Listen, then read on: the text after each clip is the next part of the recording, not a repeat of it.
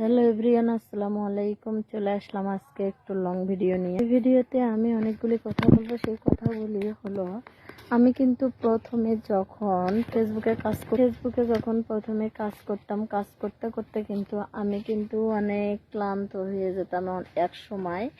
সেটা হলো যখন আমি ফেসবুকে কাজ করতে করতে সফল না হতাম, তখন কিন্তু অনেক কান্নাকাটি করতাম, অস্থির হতাম, খুব কষ্ট পেতাম। কিন্তু এখন আর ওইভাবে আমি আর কোনো কষ্ট পাই না। কারণ কি জানেন, সেটা হলো ফেসবুক থেকে এখন পর্যন্ত আমি কোনো কিছু পাইনি। সেই জন্য আমার মনটা এখন আর আগের মতো নেই। কারণ আগে ভাবতাম হয়তো ফেসবুক থেকে অনেক কিছু ইনকাম করতে পারবো, তো এখন দেখি তার উল্টাটা। কারণ ইনকাম করা তো দূরের কথা, এখন পর্যন্ত কোনো সফলই হতে পারছি না। তো জানি না আরো কতদিনে কি হবে। তো যদি পারি তাহলে হয়তো আমার কাছে ভালো লাগতো, তো পারতেছি না, তার জন্যই ভালো লাগতেছে না।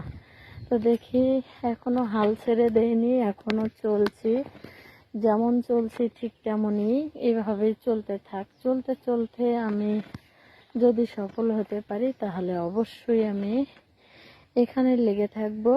তো এখন পর্যন্ত সফল হতে পারিনি, দেখি কি অবস্থা হয়।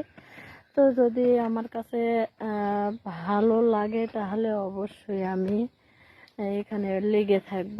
কারণ আমি ভাবতাম যে হয়তো, কারণ আগে আমি অনেক অস্থির হতাম ফেসবুকে পোস্ট করা নিয়ে, সব কিছু নিয়েই আমি খুব ব্যস্ত থাকতাম।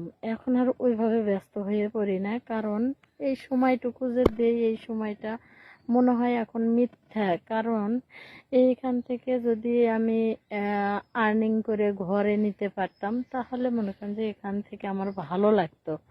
তো এখন পর্যন্ত আর্নিং করে যেহেতু আমি ঘরে নিতে পারিনি, সেই জন্য আমার আর ভালো লাগে না। তো দেখি কতদিন চলে, দেখি 2-1 মাস আরো দেখবো। দেখে যদি এখান থেকে সফল হতে পারি তাহলে আমি অবশ্যই লেগে থাকবো। আর যদি না হতে পারি তাহলে মিশামিশি এখানে লেগে আর থাকবো না। তথা সংসারের কিন্তু সব সময় কিন্তু নষ্ট করে আমি কিন্তু এখানে লেগে থাকি। তো এই সময়গুলি মনে হয় অযথা নষ্ট করায়। এর চেয়ে যদি অন্য কাজে আমরা ব্যয় করতাম এই সময়গুলি, তাহলে মনে হয় অনেক আগেই আমরা সফল হতাম। তো আসলে ভুল মানুষ, আমরা কিন্তু এভাবে কিন্তু ভুলগুলি করে থাকি। তো এই ভুল করতে করতে জানি না কবে যে শুদ্ধ করব সেটাও জানি না। তো দেখি কবে সফল হই। আরো আসি, যেহেতু লেগে আসি, আরো লেগে থাকার চেষ্টা করব।